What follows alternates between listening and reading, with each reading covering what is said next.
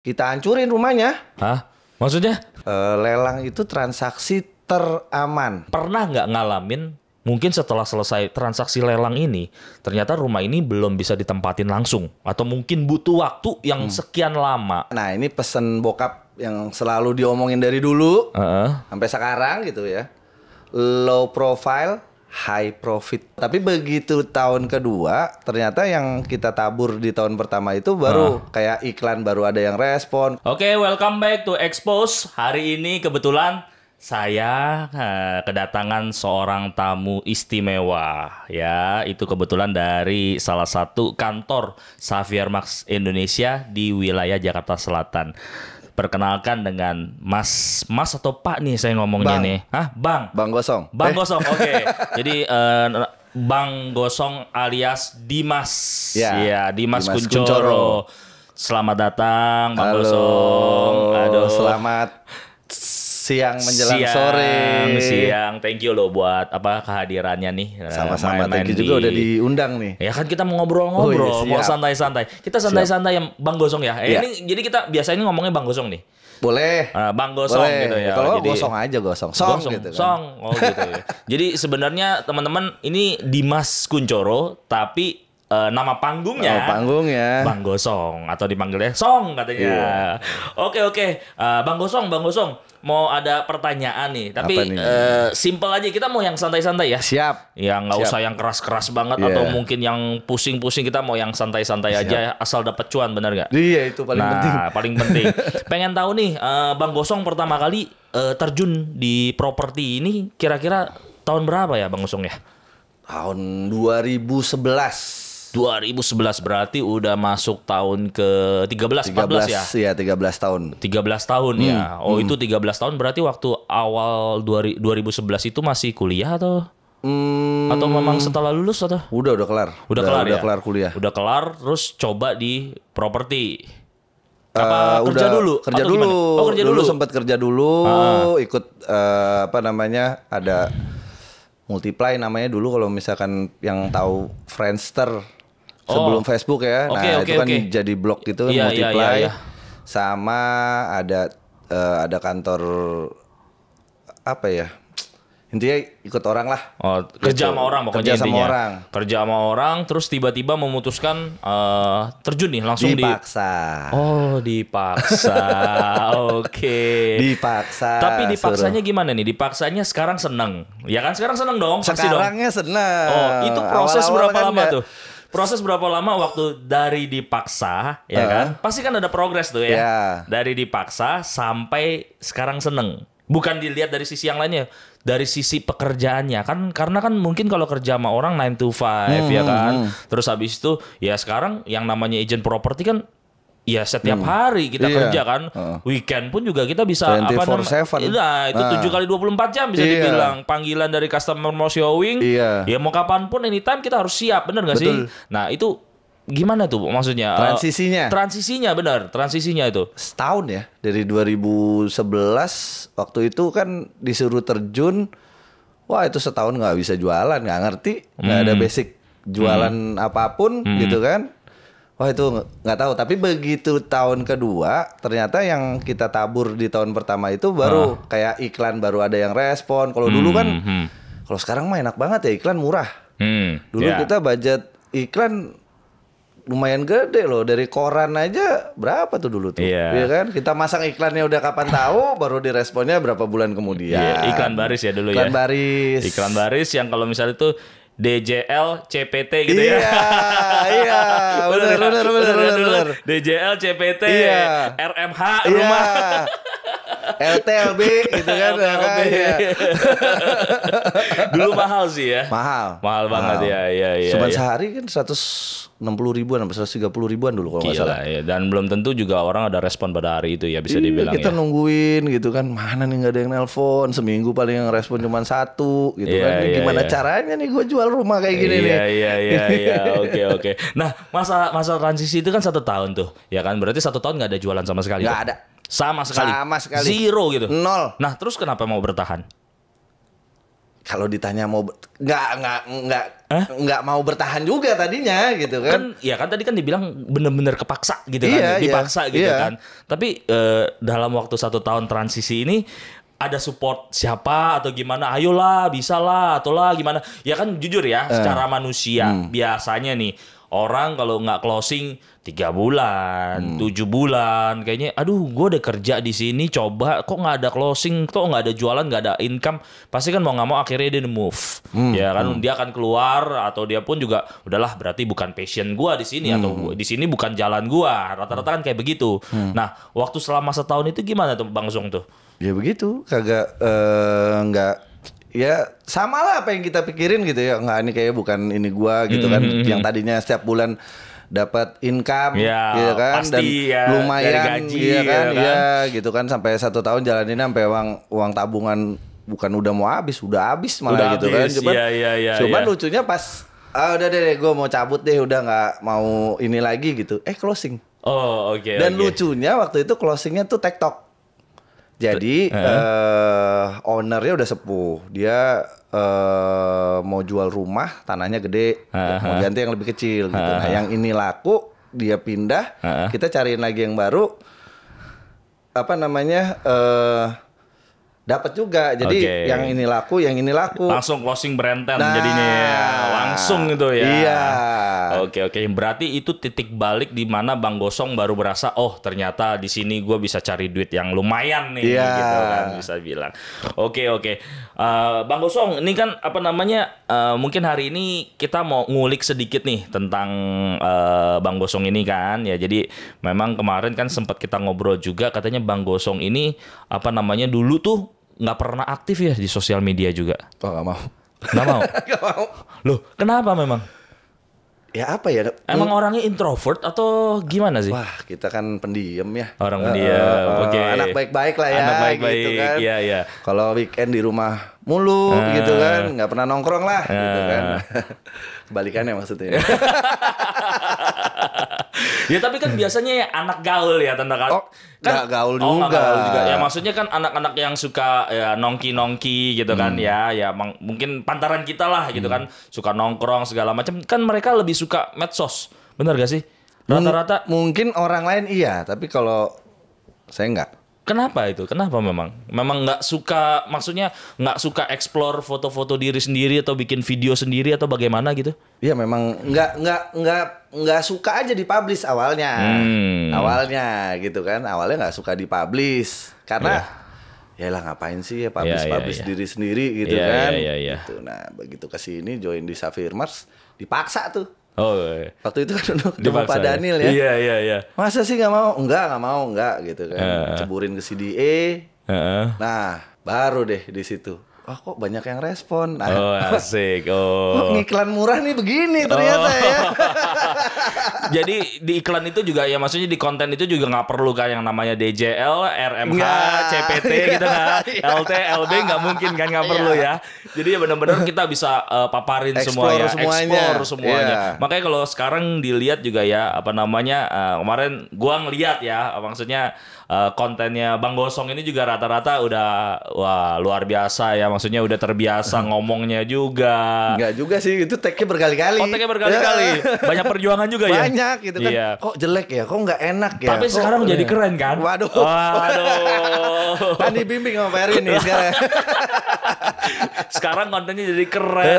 Tapi sekarang dikit-dikit kalau ada rumah bagus kira-kira atau rumah murah segala macam bawaannya pengen konten langsung konten. Minimal home tour videonya lah gitu atau self vlog kan. Paling nggak nongol-nongol dikit lah di intip-intip. Iya. Kamera. Yes, sedikit-sedikit lagi ngapain, lagi duduk, gitu kan pakai kacamata. Gitu. Jadi seorang Bang Gosong Dimas yang dulunya istilahnya nggak suka sosial media ya kan, tapi sekarang bener-bener sosial media banget. Terjerumus tapi positif. Terjerumus tapi menghasilkan. Cuan yang penting cuan. Oke. Ada perubahan dari seorang Bang Gosong berarti. Nah, kemarin juga dapat info ya. Ini Dimas ini juga banyak main properti lelang ya. Dengar-dengar infonya. Boleh mungkin diceritain sedikit properti lelang itu seperti apa sih? Maksudnya kan memang kan infonya ya kalau properti lelang ini kan banyak juga ya teman-teman juga ya netizen juga pada takut kalau beli properti lelang bisa dibilang kan. Ya mungkin Bang Gosong bisa ceritain kira-kira nih keuntungan properti lelang tuh seperti apa sih bisa dibilang ya kan? Yang pasti kan banyak yang kita cuma tahu rata-rata kalau barang lelang itu bisa dibilang barangnya murah. Iya, itu pasti. Ya kan. Nah, kira-kira apa lagi sih ya, mungkin bisa dijelaskan oleh Bang Gosong nih. Kalau kita ngomongin lelang itu sebenarnya gue pribadi tuh baru mulai main di lelang itu tahun 2016 awalnya. Awalnya itu juga gara-gara nggak sengaja. Kita ngejualin, kebetulan klien ada yang minta tolong dong ada barang murah nih, kita cari tahu ternyata barangnya lelang gitu. Kebetulan waktu itu tanah. Ya kan? Nah, intinya awal mulanya dari tahun 2016 itu. Nah, cuman kalau kita ngomongin keuntungan lelang, yang paling pertama pasti harga lah ya. Iya.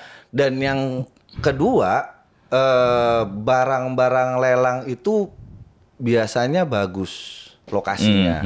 Kemungkinan besar lokasinya bagus. Karena kan barang-barang yang mau Bang ambil untuk jadi agunan kan pasti mereka juga milih-milih juga gitu kan. Itu yang kedua. Dan yang ketiga, mungkin banyak orang yang, aduh lelang nggak aman apa segala macam. Sebenarnya kalau dari pengalaman gue pribadi gitu ya, lelang itu transaksi teraman menurut gue. Teraman. Karena kan mungkin kalau kita jual beli biasa kita dapatnya AJB. Ya kan, transisi dari pemilik sebelumnya ke pemilik baru itu kan AJB. Yes. Ya kan? Betul, nanti untuk balik nama sertifikatnya kan. Kalau di lelang itu dapatnya risalah lelang, pengganti AJB tersebut. Iya. Dan risalah lelang itu ada undang-undangnya. Maksudnya pembeli lelang itu ada undang-undangnya, dilindungi sama negara. Oke. Itu berdasarkan pengalaman kan banyak nih jual barang-barang lelang nih, Mas Dimas nih. Kira-kira bisa selisih berapa persen sih harganya gitu loh. Maksudnya misalnya ada salah satu properti di contoh lah di Jakarta Selatan gitu kan. Pasarannya sekian ya misalnya. Oh ternyata karena beli barang lelang ternyata harganya cuma sekian. Nah itu kan pasti ada selisih tuh. Ya kan karena tadi kan kita bicara juga dari awal kalau lelang ini kan adalah barang-barang yang udah pasti murah. Dan bagus, betul ya. Nah, itu kira-kira pernah nggak dihitung, ya kan pasti ya sekarang Mas Dimas juga pasti cerita dong ke customer yang mau beli kan, ini barang bagus, bener nggak? Udah bagus, ini harganya aslinya sekian, ya kan? Sekarang ternyata cuma dijual lelang sekian gitu loh, cepetan ambil, kan pasti seperti itu. Betul. Nah, selisihnya tuh berapa ya kira-kira? Tapi range kan pasti case-nya beda-beda ya. Ada yang selisihnya bisa 10-15%, tapi terakhir bisa sampai 35%. 35% dari harga pasaran. Harga pasaran. Oh, luar biasa. Lumayan ya kan gapnya. Lumayan banget. Gapnya jauh banget ya itu ya. Iya. 35% dari harga pasaran. Harga pasaran. Gila. Itu yang kita pernah urus paling besar. Itu. Tapi average rata-rata di berapa persen sih? Mungkin lebih murah. 20 sampai 30%. 20 sampai 30%. Oke. Sebenarnya kalau udah masuk ke 20% aja udah cukup oke. Ya, untuk properti kan selisihnya segitu. Iya kan? Iya dong, udah kayak diskon lah. Iya. Ya kan properti kan jarang diskon. Makanya. Mana ada diskon ya kan bisa dibilang.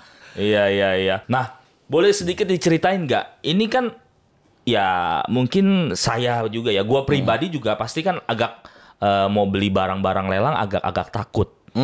Ya kan? Ya maksudnya oke lah, mungkin secara tadi mungkin dari secara surat oke, ya kan. Nah, tapi kan maksudnya kan ya namanya barang-barang lelang kan ada juga mungkin ada yang masih ditempatin atau mungkin kondisinya rumah ini benar-benar ya jelek atau bagaimana itu kan pasti banyak case-case seperti itu kan. Nah, pernah nggak ngalamin ya maksudnya hal yang terburuk ya mungkin ya kan ya kita ngomong yang terburuk lah, kalau yang terbaiknya mungkin gampang lah ya. Jadi ya memang rata-rata tiba-tiba udah selesai transaksi udah tinggal ditempatin. Pernah nggak ngalamin mungkin setelah selesai transaksi lelang ini ternyata rumah ini belum bisa ditempatin langsung atau mungkin butuh waktu yang sekian lama ya itu ya untuk benar-benar si pembeli atau pembeli lelang ini bisa menempati rumah atau properti tersebut. Pernah nggak ngalamin seperti itu? Pastinya pernah, karena sebenarnya untuk transaksi lelang ini ya karena murah ada span waktu yang kita harus nunggu. Oke.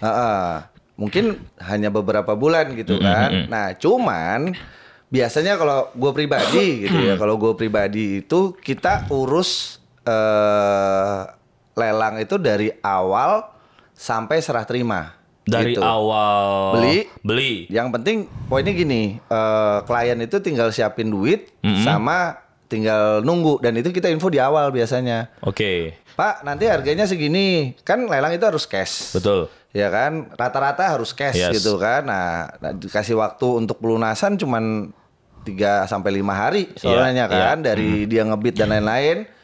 Gitu, dan kita udah koordinasi biasanya di awalnya gitu. Nah, ini barang bisa nggak dimilikin sama si klien tersebut? Kalau sekiranya kita udah cek dulu kan dari awal, kita research dulu dari awal gitu kan. Biasanya makan waktu sekitar semingguan lah kita untuk tanya sana sini, kita background check pemilik sebelumnya kayak gimana, ada perlawanan apa enggak gitu kan. Nah, sekiranya bisa, oke. Nah, kita baru tawarin. Jadi biasanya kita pilihin tuh yang... Oh, jadi nggak semua barang lelang kita hantam? Enggak ya. Kalau dari gue pribadi, gue nggak mau. Jadi gue mau kasih klien gue yang dia gak usah mikir. Yang penting lu mau barang itu, lu tinggal siapin duitnya. Nah, begitu kita kerjain kepusingan yang ada di dalamnya itu, si kliennya udah tinggal tidur nyenyak. Habis itu kita tinggal serahin rumahnya ke pemilik baru. Jadi kepusingannya itu biar sampai di kita aja. Oke. Gitu, dari misalkan ada ownernya belum mau keluar apa segala macam, pokoknya si pembeli terimanya udah kosong aja. Oh, pernah mengalami yang seperti itu? Belum mau keluar? Banyak. Itu paling lama berapa lama tuh? Maksudnya pernah nggak ngalamin yang mungkin 1 tahun, 7 bulan? Oh, 1 tahun. Kalau sampai 1 tahun enggak. Tapi Oke. paling lama waktu itu 7 bulan. Tapi rata-rata biasanya range 3 sampai 5 bulanan lah. Kita minta waktu buat kosonginnya. Oke. Tapi Gitu. pernah nggak kejadian 3 sampai 5 bulan ternyata bablas? 3 sampai 5 bulan. Ya itu yang 7 bulan. Yang 7 bulan? 7 bulan. Oh. Itu kebetulan apartemen soalnya tuh. Oh, Makanya apartemen. sekarang kalau misalkan disuruh ada nih lelang apartemen, waduh kosongin dulu deh Pak. Gitu kan, kita info ke entah itu bank atau instansi apapun. Kalau udah kosong baru kita jualin. Oke. Tapi kalau misalkan rumah masih dihuni gitu kan, nah kita masih kan intinya bisa dinegosiasikan sama pemilik lama gitu. Tapi waktu itu pernah juga kita hancurin rumahnya. Hah? Maksudnya? Kita ratain. Seriusan? Iya, waktu itu cuman berapa lama ya? Pokoknya dari beli sampai serah terima itu 3 bulan, tapi kita udah info sama pembelinya, Pak, ini rumahnya memang masih bagus. Tapi pas serah terima, ini kan Bapak beli lelang tuh cuman beli tanah dan bangunan gitu kan. Nggak apa-apa nggak kalau Mas serah terima bangunannya udah nggak ada? Nggak apa-apa, gue mau bangun baru gitu kan. Oke, nggak apa-apa ya Pak ya. Iya, karena waktu itu pemiliknya nggak mau keluar, negosiasi juga nggak mau gitu. Oh, itu kan. pemilik langsung ya, pemilik yang sebelumnya berarti ya? Iya, yang sebelumnya nggak mau. Setelah dilelang, pembeli barunya itu ya kasih waktu ke kita supaya dia keluar gitu kan. Dan dia nggak mau nggak mau diajak kerjasama. Nggak mau diajak kerjasama gitu kan. Akhirnya kita udah info juga. Oke. Ya bangunannya singkat cerita dihancurin. Bawa bulldozer gitu. Ya. Seriusan? Bener? Rata gitu? Rata. Waduh, itu tapi orang-orang di dalamnya gimana Pak? Pemiliknya udah dong? Udah keluar. Akhirnya keluar, lihat bener-bener ngeliat bangunan itu dirobohin. Jadi gitu ya? kan masih ada beberapa barang ya. Kebetulan memang itu rumah tua juga. Maksudnya rumah kosong sebenarnya gitu. Cuman masih ada barang. Ya kita info ke pemiliknya. Karena kan waktu itu kebetulan lokasi Pondok Indah. Oh, oke. Gitu, dan angkanya lumayan kan. Iya. Gitu kan.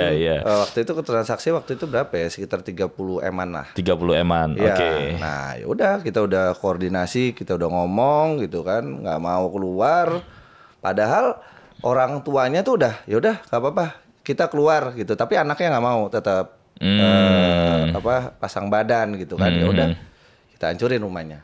Bener-bener diratain tanah ya. Kita rata tanah. Oh, setelah rata tanah baru diserahkan gitu ya. Setelah rata tanah, pokoknya sebulan kok cuman ngancurin rumah. Sebulan nggak nyampe malah waktu itu. Menarik ini, menarik. Rata. Rata tanah.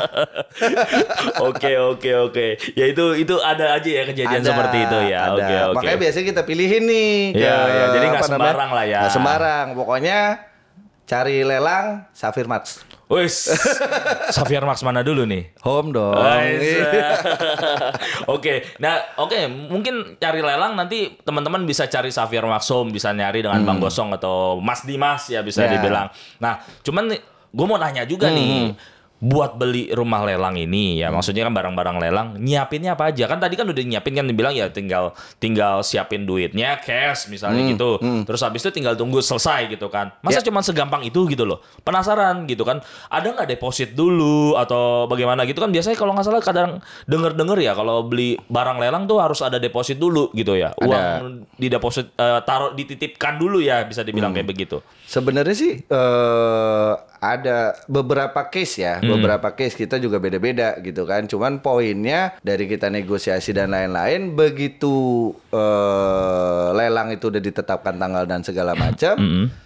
Kalau dari sisi pembeli ya cuman tinggal siapin duit sama tunggu, siapin waktu. Dan itu kita ada agreementnya dari awal. Oke. Gitu, misalkan tanggal lelang segini gitu kan. Nah berarti udah mulai harus siapin duit jadi nanti kita kasih flow-nya tuh tanggal segini mesti store jaminan, tanggal segini mesti pelunasan, tanggal segini itu mesti bayar BPHTB gitu, terus nanti tanggal segini biasanya udah ada gap beberapa lama, tanggal segini kita urus balik nama, validasi dan lain-lain itu semuanya kita yang kerjain. Tapi flow-nya dari awal kita udah breakdown-nya tuh kita udah bikin dulu. Udah bikin dulu. Nah, nanti estimasi serah terima tanggal segini, tapi rata-rata estimasi dari target kita sih lebih cepat. Misalkan kita planning 5 bulan nih serah terima, 4 bulan 3 bulan udah duluan. Gitu. Berarti pokoknya yang tadi kita bahas juga si pembeli ya, si customer atau calon buyer ini udah terimanya nanti tinggal siap serah terima aja. Siap serah terima. Jadi dia nggak peduli atau nggak mikirin gimana caranya ngosonginnya orang kayak gitu nggak. Berarti semuanya kita yang kerjain. Semuanya kita kerjain. Intinya kita dibayar buat tanggung pusingnya. Jadi pusingnya cuman sampai kita aja.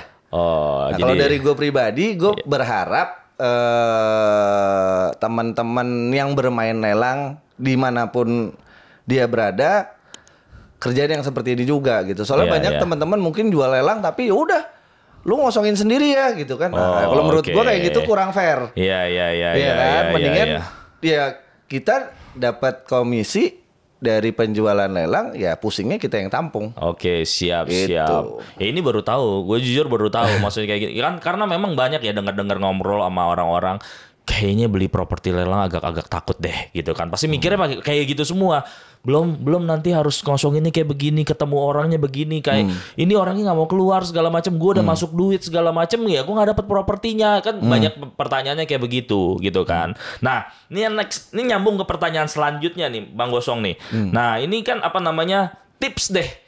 tips buat teman-teman expose ya kira-kira dari seorang Bang Gosong ini tips untuk memilih dan membeli properti yang lelang itu gimana gitu. Maksudnya kan pasti banyak nih di luaran ya. Di luaran pasti ada yang nawarin, si A nawarin, si B nawarin. Ya barang lelang murah, lebih murah 10%, 20%, 30%. Pasti kan banyak. Nah, ada sedikit tips gak dari Bang Gosong? Simple sih sebenarnya. Tipsnya itu cuman tinggal tanya sama yang nawarin gitu kan. Dia udah pernah urus lelang, transaksi lelang di mana aja. Dan perjanjian untuk pembeliannya sampai sejauh mana. Gitu kan. Kalau lokasi ya kita bisa lihat sendiri lah. Lokasi harga juga kita bisa lihat sendiri gitu. Tapi poinnya kita beli sama siapa. Gitu. Kita beli sama siapa. Jadi siapa yang handle kita. Gitu. Kalau misalkan yang handle ya nanti prosedurnya cuma sampai pemenangan lelang doang. Habis itu nanti serah terima urus sendiri gitu. Ya, pusingnya di situ soalnya. Oke. Gitu. Tapi kalau semua dibilang kita urusin sampai beres. Nah, tanya dulu begitu dia udah ngomong gitu, tanya dulu udah pernah urus mana aja, yang biasa diurus nominal berapa gitu, karena urus nominal kecil dengan nominal besar itu pasti beda ya, pasti beda kesulitannya ya, kesulitannya juga beda ya itu. Lalu kalau Safir Maxhome biasanya kan kebanyakan Pondok Indah gitu ya. Ya. Oke, jadi teman-teman pokoknya kalau mau beli rumah lelang atau properti lelang, jangan pilih yang lain, tapi pilih Safir Maxhome. Safir Maxhome karena diurusin dari awal sampai akhir. Ya, sampai selesai. Teman-teman tinggal duduk manis ya, tinggal siapin kapan jadwalnya bayar, bener ya tadi Mas Dimas bilang ya. Bener. Jadwalnya bayar kapan dan jadwalnya serah terimanya kapan. Betul. Ya. Betul. Jadi jangan lupa ingat Safir Maxhome. Yes. Bener. Setuju. Ya, oke. Nah ini kita agak keluar sedikit dari lelang. Tadi kayaknya seru banget lelang. Pengen balik lagi nih ke seorang Dimas Kunchoro atau Bang Gosong ini. Nah, hobinya apa sih? Hobi apa ya? Golf sama diving. Oh, golf. Pokoknya yang berhubungan dengan ketemu matahari. Makanya panggilnya Gosong. Gak jadi putih-putih soalnya. bener juga kan? Ya. Oh iya, padahal tadi mau nanya loh, padahal ini kenapa maunya dipanggilnya Bang Gosong gitu kan? Oh ternyata karena itu, selalu kena matahari. Selalu ketemu matahari. Oh, jadi orang terang. Bener. Iya. Nah, itu kan hobinya banyak kayak golf ya kan? Tadi diving ya kan? Itu kan kalau sekali ngediving kan bisa berapa seminggu, 2 minggu gitu kan? Nah, gimana caranya bagi waktu ya? Maksudnya lah kan lu sendiri kan juga ya sekarang jalanin properti gitu kan. Udah gitu customer juga nggak sedikit, banyak gitu kan. Urusin lelang belum bisa dibilang. Nah, gimana caranya ngebagi waktu antara hobi dengan pekerjaan bisa dibilang? Cara bagi waktunya ya? Yes. Sebenarnya simpel ya kalau semua orang bilang, "Oh, gua nggak ada waktu." Sebenarnya waktu kan tinggal kita yang atur ya. Nah, oke. Iya kan, apalagi kita juga punya tim. Iya kan, kita juga nggak sendiri. Di kantor juga ada teman-teman yang lain gitu kan. Kalau pas gue lagi cabut atau kemana, tiba-tiba ada respon iklan apa segala macam gitu kan. Nah, kita kan bisa join sama teman-teman kita. Kita tinggal lempar kolaborasi gitu kan. Kolaborasi. Udah bukan zamannya lagi Superman, bukan begitu. Sekarang udah zamannya Justice League. Iya. Kita punya tim, kita ajak tim kita senang bareng-bareng. Kalau bisa susah sendiri aja. Oh gitu. Iya. Susah jangan ajak-ajak gitu ya. Susah nggak usah ajak-ajak, seneng ajak-ajak gitu kan. Orang kan kebanyakan susah seneng bareng-bareng. Iya. Kalau gua senang aja bareng-bareng. Senang bareng-bareng. Iya. Susah sendiri aja deh. Kalau susah sendiri, gue nyelam aja diving sendiri gitu ya. Nah, benar. Kalau pas lagi nyelam itu kan tenang. Iya. Enak gitu kan. Iya. Jadi ya pokoknya intinya ya bagi waktu mah gampang lah ya, bagi tinggal waktu mah diatur. gampang. Karena juga sekarang ya di Safir Maxhome sendiri juga kan timnya juga cukup banyak ya. Cukup banyak dan juga kalian juga kerjanya tim, bukannya sendiri-sendiri ya. Iya. Jadi ya kalau memang sampai nanti ada tiba-tiba customer atau leads yang masuk ya bisa dikerjain bersama-sama. Wah, luar biasa bisa dibilang. Oke. Nah, ini pertanyaan terakhir mungkin Mas Dimas ya, nggak tahu nih ntar kalau ada nambah lagi ya mohon maaf ya kan. Ini pertanyaan terakhir, perjalanan Mas Dimas atau Bang Gosong ini yang sudah 13 tahun ya, 13 tahun 13 tahun sampai hari ini yang menjadikan Mas Dimas ini ya mid year kemarin malah top 1 ya atau gimana ya itu ya kemarin sempet ya. Oh iya, baru tadi pagi sih nonton dilihat di grup. Oh gitu ya. Iya. Oh iya. Kemarin tahun lalu ini ya rookie of the year ya kebetulan ya. Nah, maksudnya sampai menjadi seorang Dimas saat ini yang dulunya 9 to 5 terus dipaksa kerja properti. Ada nggak quote buat kita nih semua ya kira-kira ya, ini anak-anak muda yang baru mungkin mau join atau orang-orang yang memang benar-benar lagi mencari sesuatu yang bisa dibilang lah gue lagi terambang ya, maksudnya lagi bingung nih mau bisnis apa gitu loh. Ya maksudnya quote hidup lah yang membuat Dimas Gosong ini, Bang Gosong ini bisa stay sampai hari ini. Oke, kalau itu sih pegangan gue simple, cuman satu ya, nikmatin proses. Nikmatin proses sama, nah ini pesen bokap yang selalu diomongin dari dulu sampai sekarang gitu ya. Low profile, high profit. Asik. Soalnya gue pernah tuh dulu tuh. Gue pernah kaget kali ya terima Iya, komisi iya. gede Iya. gitu kan. Wah, boros. Iya, iya. Habis itu komisinya habis, nyesel. Iya, iya, Nah, iya. sejak saat itu baru deh udah pokoknya dipos-posin tuh duit. Itu kan kebanyakan sebenarnya kan orang apalagi di Jakarta ya, Iya, yang gue iya, lihat itu ya istilahnya apa plastik lifestyle ya. Beli mobil kredit, beli tas kredit, Semuanya kredit beli ya. handphone kredit. Iya. Ya kalau masih mampunya kredit, kalau memang nggak produktif apa dibeli? Iya, akhirnya kalau ada gaji, ada income, baru dapat langsung ya habis semua gitu. Bener, yang untung bang.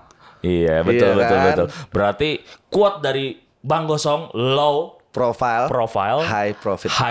Iya. Oke, siap. Oke, thank you banget Bang Gosong atau Dimas Kuncoro buat kehadirannya. Percakapannya luar biasa. Yang pasti ini kita banyak tahu tentang lelang.